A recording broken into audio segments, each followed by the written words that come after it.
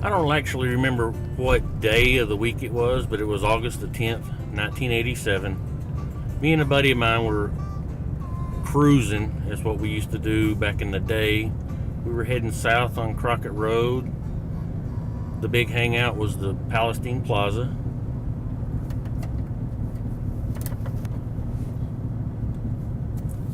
We get into the plaza and we're going to turn left into the plaza.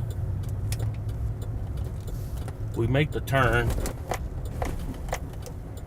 and immediately to my right, I see three girls. One is beautiful beyond belief, and they're playing Nerf football. It was so odd to see girls playing Nerf football, and I thought to myself, wow, that's somebody that's cool.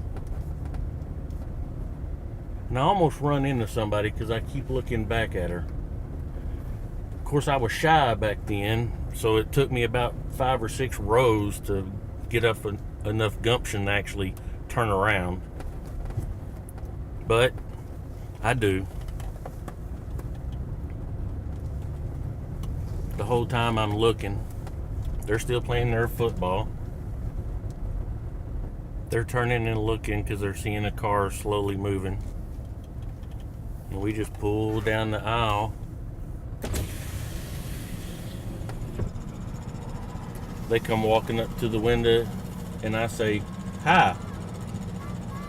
Little did I know that I was saying the first words to my wife, Debbie Hughes.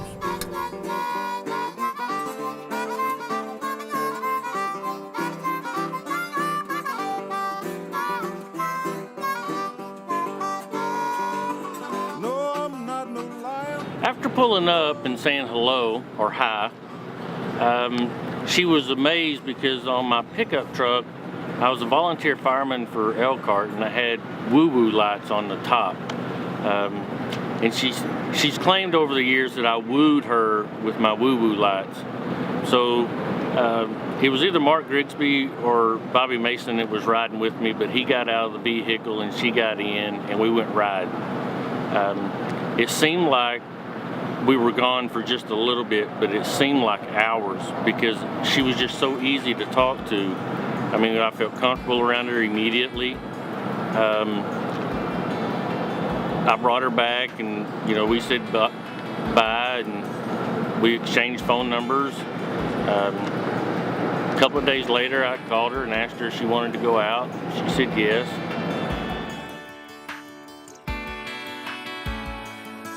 When we were dating, I would pull up to these gas stations like the Armadillo store and Kim's and JJ's that's further south, and would go in to buy something, and it was just a premise to actually get one of those little knickknacks that they always used to sell at the cash register for like $1 or whatever. And this is one thing I liked about her. I mean, she was appreciative no matter what the price on it was. She was just appreciative of the fact that I was thinking about her and got her something. Later on, while dating, the funniest thing that happened was one day I went to her house to pick her up, and I knocked on the door, and her mom came to the door, and she was giving me the look. And I knew I was in trouble for something, but I just didn't know what. Her mother ended up telling me that if God wanted a hickey on her neck, he would have placed it there. And about that time, Debbie walked around the corner and walked out the door, and I was so thankful to see her because we just turned around and walked back to the truck. I still get chuckled about that, even 25 years later.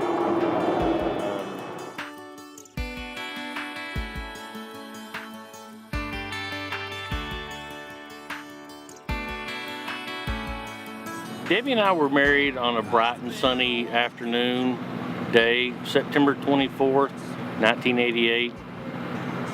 It was at the First Baptist Church in Elkhart. Brother Floyd Peterson was our preacher. It was a beautiful ceremony. Of course, I was anxious.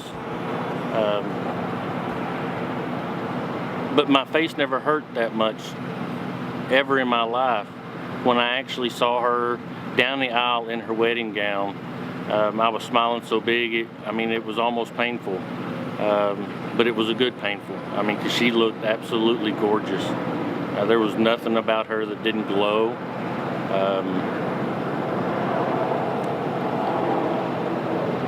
After the ceremony started and we actually got to where we were doing our vows, she did hers without a hitch. Then it was my turn to do mine. And I guess I was so mesmerized that I actually forgot what Brother Floyd had told me to repeat. So there's a pause in the ceremony and I had to look back at him with the pondering look of, huh? And he had to repeat it, and of course we got a bunch of chuckles from the gallery, but it was all in good fun. Reception was fantastic. Everybody stayed around. Pictures were taken. We threw the garter and the flowers and stuff, just like at any normal wedding. We got ready to go. We went and changed clothes. My brother had borrowed my car keys under the pretense that he was going to load the luggage into the car for the honeymoon. But I knew better. But he brought my keys back in a short time.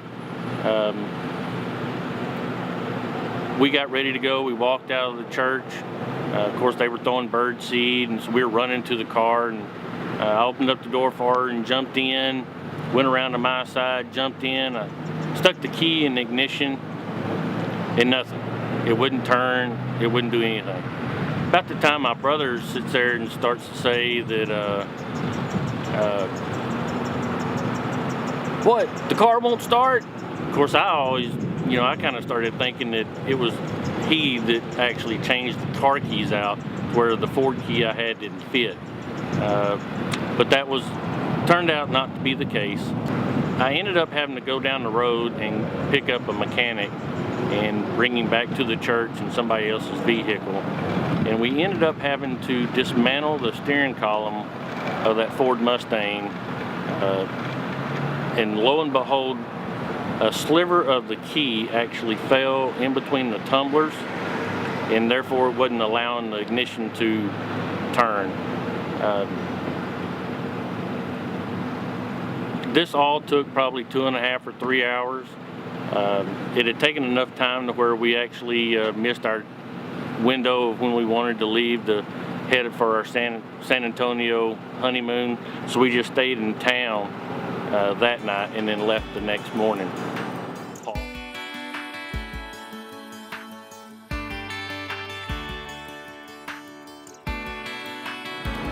Debbie and I had been married for 2.5 years. We became pregnant. Actually, she became pregnant. She had more to do with it than I did. At the 6-month mark, while we were pregnant, we were going to have a sonogram.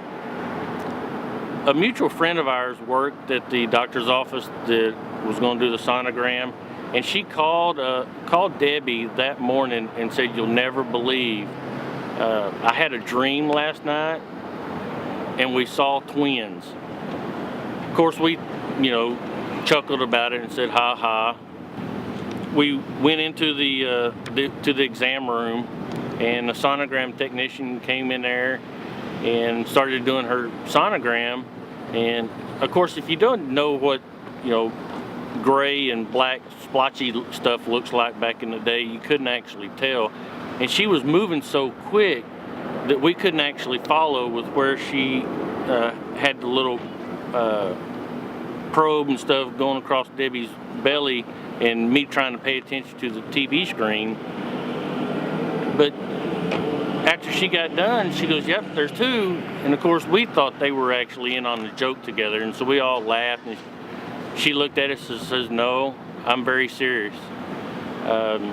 So she went really slow to where I could actually watch her hand and the TV screen, and lo and behold, we were going to have twins. First impression was, "Oh my, what are we going to do?"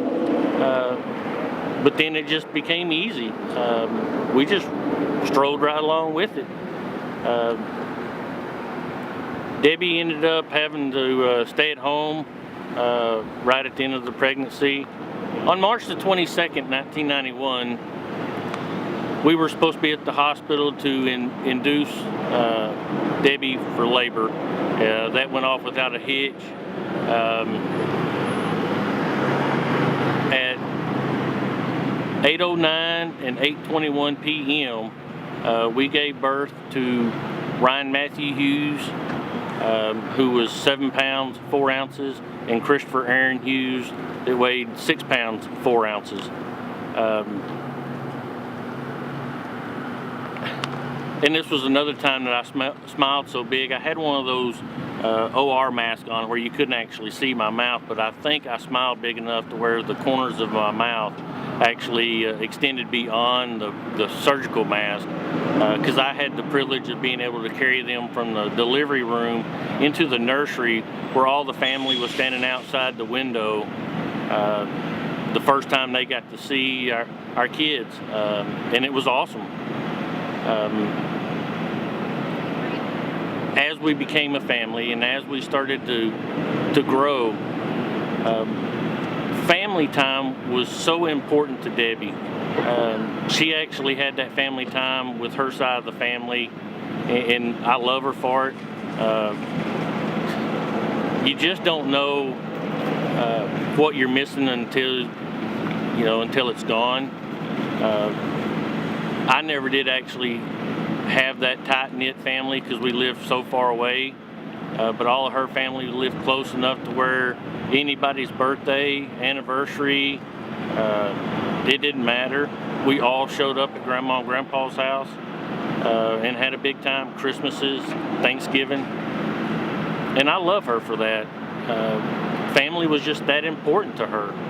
So when we actually wanted to spend family time, the easiest way that we found that we could do that was we decided we would go camping as a family. So we started out with the pop-up camper, the small little version of it. The first one that we actually bought didn't even have an air conditioner. Debbie's idea was, we'll just cut a hole in the side of it and stick a window unit in. Well, after pondering that for just a little bit, I thought, that would work. I could run the extension cord back out the side. So we did that, and we loved it. We kept that pop-up for a year. We upgraded to another pop-up, if you can consider that an upgrade, but this one had, indoor plumbing. It had a shower and a toilet, and we kept that thing forever. And then we upgraded to a fifth wheel where we spent the rest of our time camping when the kids were growing up. And once they got bigger, we had to actually get a bigger camper because we couldn't all fit in a pop-up. The family times that we've had camping just mean the world to me. No distractions, no cell phones, video games. It was just quality family time. Debbie was the big planner of the family. I mean, any trip we've ever went on, Debbie was the planner. She would research where we wanted to go. She would plan it and then replan it because she didn't think she was getting enough quality family time.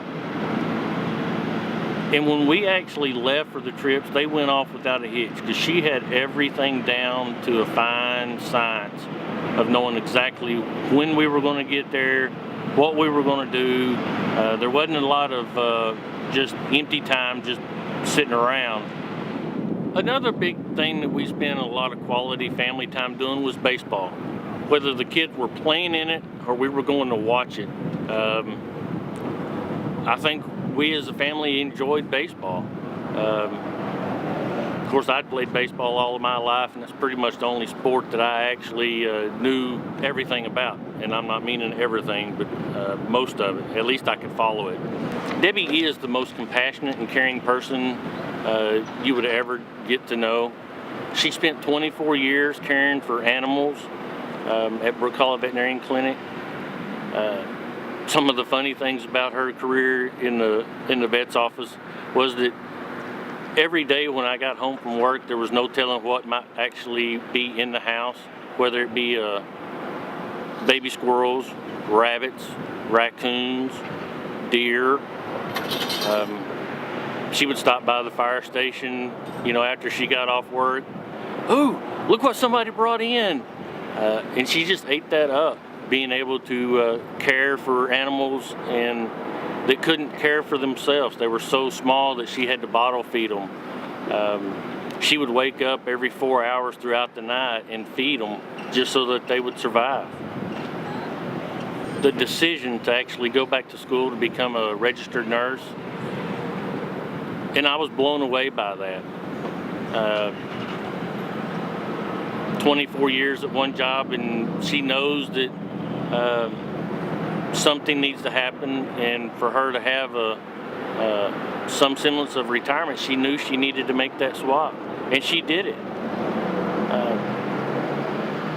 It was tough, but we got through it. It was just something that needed to be done. I was overwhelmed with her decision.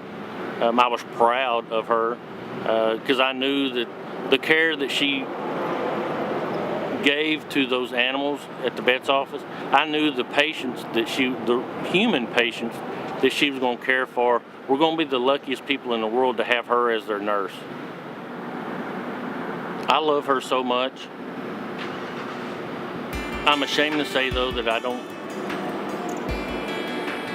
show her enough.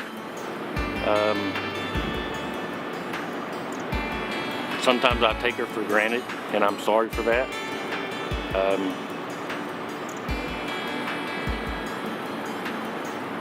She's my whole world. I would be nothing without her. God gave me you for the ups and downs. God gave me you for the days of doubt. God gave me you for the ups and downs. God gave me you for the days of doubt. And for when I think I lost my way, there are no words here left to say it's true. God gave me you. Gave me you.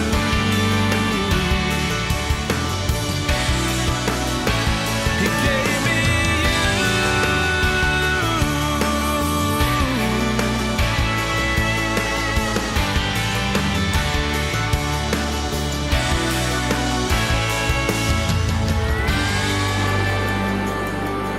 And I'm not going to be able to get through this next part without actually reading it.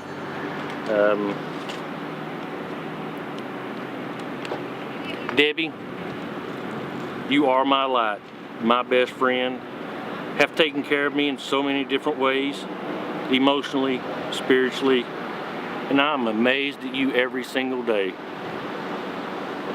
I've got to be the luckiest man in the world, and I'm so grateful for every minute that I've had in the past and the ones that are in the future spent with you.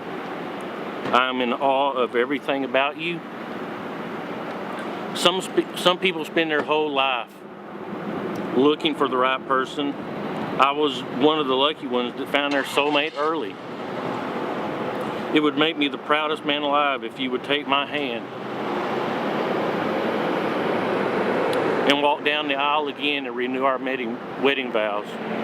Debbie, will you marry me?